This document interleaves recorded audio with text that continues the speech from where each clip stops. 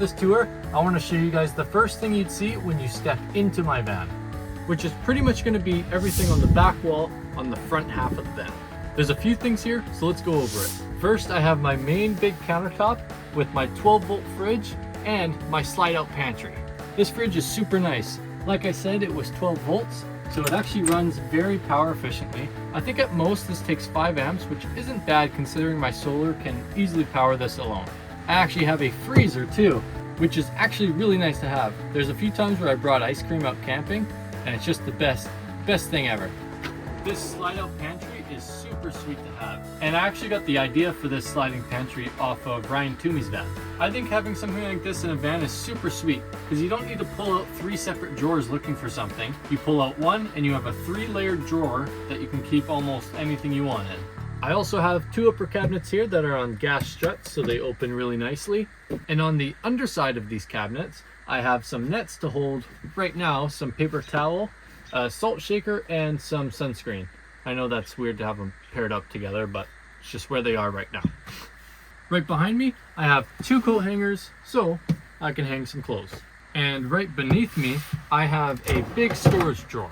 This big drawer is home to my butane stove, my pan, hammock, even a little vacuum, and some excess fuel for my stove.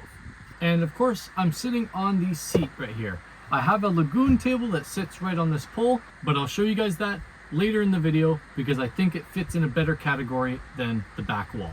And the 2 things that are actually on my back wall is my light switch for my main lights and a 120 volt outlet with USBs on it, powered by my inverter.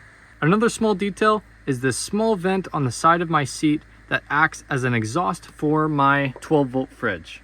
Moving on to all my drawers. The top one I use for my cutlery. I custom made a cutlery sorter for this top drawer. The second drawer here usually holds all my cables. Right now it holds my broken microphone and some dog treats. These 2 bottom drawers are the exact same. Sometimes I hold some clothes in here, but I always have a spare sheet for my bed in the bottom drawer. And the drawer at the very bottom isn't actually a drawer. It's a flip-up hatch. This was a brilliant idea that my dad gave me, allowing 2x4s to be slid through, snowboards, skis, or really anything you can imagine. It's super handy if you need to transport long things and you don't want to put it on your bed. Moving on to what I'll call the kitchen. First thing you'll notice in the kitchen is my sink and faucet. The faucet is powered by a 12-volt water pump, and the manual for the water pump recommended to install a switch for the pump. So I decided to install a nice clean flat button right here. If you try to use my faucet right now, nothing's gonna happen. But as soon as you press that button, pump turns on and you have water. Another feature that I stole from Ryan Toomey's van is this flip-up countertop. In half a second, I just doubled the amount of countertop space I have on this side of the van. Before I show you what's under my sink, I'm going to show you what's under my flip-up countertop. So when you flip this up, it exposes a little net to carry some stuff and a USB plug-in. If I'm being honest with you guys, I rarely ever use this. The only time it comes in handy is when I'm camping out with my friends that don't have vans. They can plug their phone into here, put it in the net, and their phone gets charged right up. All right, let me show you guys what's under the sink because it's going to take a while. In this van, I wanted to do a little bit of a different water system than you typically see in your normal van. So this is what I came up with. So under my sink, I have a 5-gallon freshwater tank, and right beside it in the blue, that is my gray water tank. And since the freshwater and gray water tank is in here, I actually don't have a built-in tank below my bed, which saves a ton of room in the garage. Since this is the most universal 5-gallon water tank, you can find it at nearly any grocery store or just fill it up at any potable water station. And I'm able to change it like this. Pull off this straw, pull out the water tank, you unscrew the cap, pull out the straw, fit in your new tank, put it back in, and do the steps in reverse. I actually tore down an old water dispenser for this lid, and it works really well. But some of you may be wondering how I empty my gray water tank. Well, let me show you. Let's say your gray water tank is getting pretty full and you need to empty it. Me personally, I'm always in areas like this and camping out wild, and I only use biodegradable soap. So I can turn the valve like this and it drains right under the van. And a little bit later, that's the whole tank drained. I know a lot of people have set up similar to this where it just kind of drips onto the ground. But when I was building this van, I wanted to add a way where I could decide when and where I could dispense the water at. I just rewatched that footage back and it totally looks like my van is just taking a piss. I added this trap door so I could have access to the circuit breakers that were further back in my electrical system. Moving on to the bedroom. It's pretty simple in here, but there's a few things I can show you guys. First thing right beside me is my light switch. So when I'm laying down, ready to go to bed, push that off and I'm ready to go to sleep. The next thing is my second pair of overhead cabinets. These are a little bit small, but I was able to fit a week's worth of clothes in here. You can see that the bottom of this overhead cabinet actually runs all the way nearing to the door. And this part actually acts as a shelf. It's super nice to keep my water bottle up there in the night and things like flashlights. The last thing that we have on this side of the bed is my battery monitor, which is actually super nice. It does the math for me and it tells me exactly how long I can run my batteries for when drawing a certain amperage, or how long it will take to fully charge the batteries when charging at a certain amperage. It's a super nice battery monitor. It's made by Renergy. Right under it, I have my inverter off and on switch. So I can turn off all my outlets from here and turn them back on just like that. And speaking of outlets, right below the inverter switch is a 120 volt outlet. This outlet is actually the first in my line of outlets, so it is a GFCI protected outlet. And finally, we have the other side of the bed. First thing you'll notice is a little net to hold whatever you want when you go to sleep. There's a little controller attached onto this, which actually controls my diesel heater. I can turn it on and off from here, turn up the heat, turn down the heat. It is super nice to have this controller in the bed. Right here, we have a 12 volt USB outlet and a 120 volt outlet. I forgot to mention this earlier, but the entire color scheme of the van was inspired heavily by Trent the Traveler. Sorry to jump in here, but I totally forgot to mention this when I was actually filming the van tour.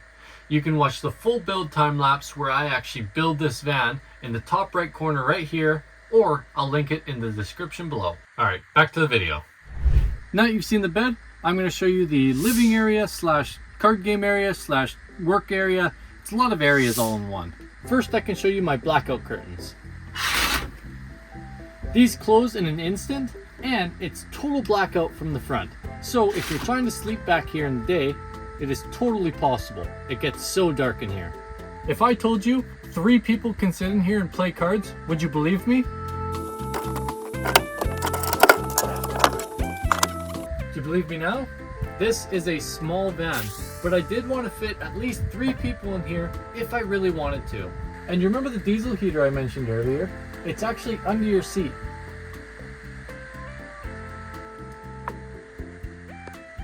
Alright, I've almost showed you guys everything there is to this van, except for the garage. I apologize if it's a bit messy back here, but that's just the reality of a garage. It's going to be a little bit messy. First thing to note here is I always keep a jug of Def in my van, and right behind this jug, I have my spare water tank. So in total, this van has 10 gallons of fresh water capability. Moving on, right up here, I have a hidden light switch. You can see that I have 2 fishing rods right here, and I'm utilizing that empty space where the flip-up hatch enters into. I have a nice shelf right up top to hold anything you want, and another shelf right below it. On this shelf, I'm carrying a super compact fishing rod and some chainsaw supplies. You can see by me not having a water tank back here or any plumbing, it opens this area up for all storage. And this really helps when you go out camping. Right now, I keep the Milwaukee chainsaw in my van and an axe, just in case maybe there's a fallen tree on the road and I need to break myself free. Flipping over to the other side of the van, you can see I have another net that carries my trash bags, some WD-40, and the housing for my shore power connector. Opening up these doors exposes my electrical system. I designed these in a way where you can shut these when it's not needed and you don't want anything accidentally getting in there. And when you open it, all the essentials is right here. Your fuse box is right at the opening. Your main off and on switch is right at the opening. The extra outlets from the inverter are right at the opening. And you can also open up this side too if you ever need to get to the bus bars or another circuit breaker. Another sweet thing about this electrical system, which is mostly all Renergy parts, not sponsored by the way. I have a Bluetooth module right here for my batteries, and I have one right here to connect to my solar panel. So for whatever reason, if I can't access my battery monitor, I can open up the app on my phone, connect directly to the batteries and directly to my solar charger. And my electrical system consists of 3 100 amp hour lithium batteries. On the upper side of the 2 doors, I have 2 nets that you can use while in bed. And then I have one on the bottom side right here that you can use to store things alongside the garage.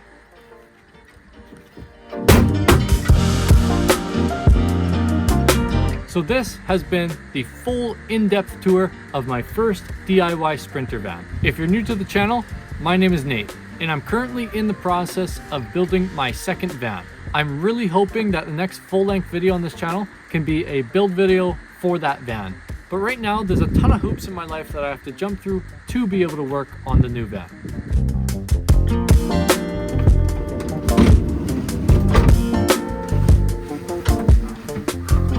So I'm gonna try my best to make the next video a van build day 1 for that next van. If you've made it this far into my 5th ever video, I can't thank you enough. I really hope you guys enjoyed the tour, and I will see you guys in the next video.